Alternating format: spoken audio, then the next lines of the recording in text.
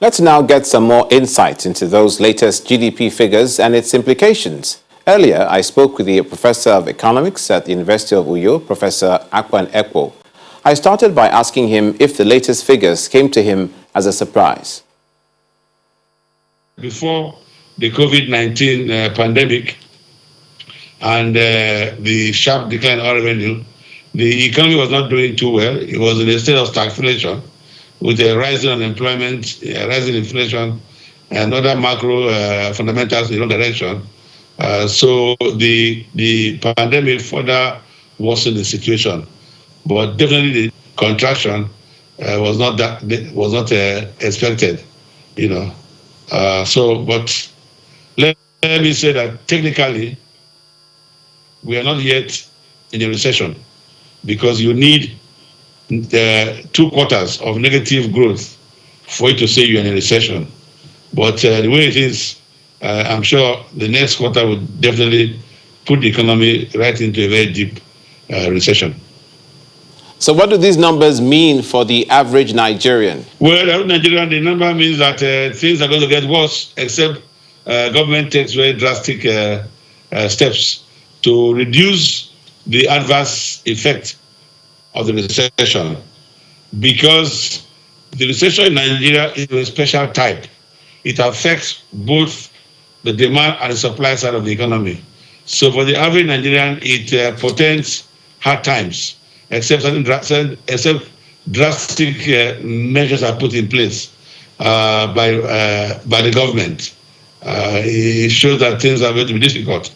Now, Professor Ekwo, the report preceding this discussion talked about the quadrilemma, if you like, fourfold. First, rising inflation, slow growth, high unemployment, and weakening exchange rates. Yes.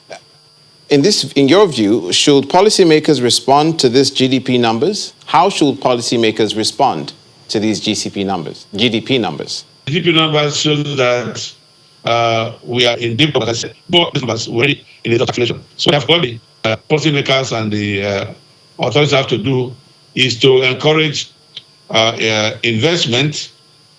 In other words, give the private sector incentives for them to want to invest certain areas of the economy. On the side of government, this means that government has to now invest in critical infrastructure like power, railway, and so on and so forth. For example, the COVID-19 has shown the nakedness of our health infrastructure. So you have to put a lot of money into the health infrastructure.